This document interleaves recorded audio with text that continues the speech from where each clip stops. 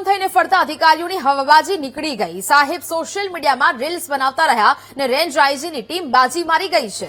સુરેન્દ્રનગરમાં પોલીસ કર્મચારીના મકાનમાંથી શેર બજારના ડબ્બા ટ્રેડિંગનું રેકેટ ઝડપાયું છે।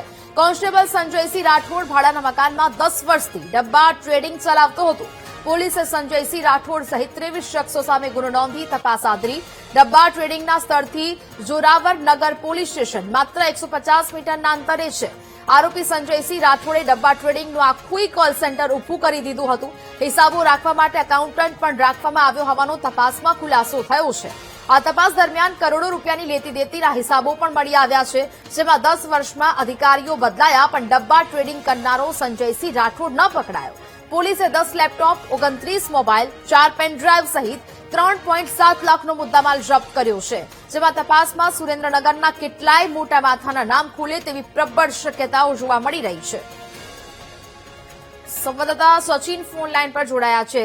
સચિન, સુરેન્દ્રનગરમાં સાહેબ સોશિયલ મીડિયામાં રીલ્સ બનાવતા રહ્યા અને રેન્જ આઈજીની ટીમ અહીંયા તપાસ કરીને આરોપીની ધરપકડ કરી ગઈ છે। સચિન, શું વિગત?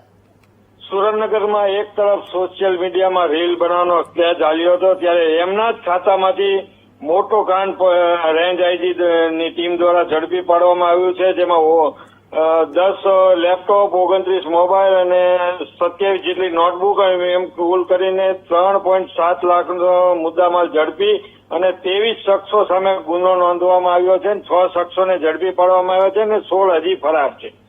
બિલકુલ, જાણકારી બદલ આભાર।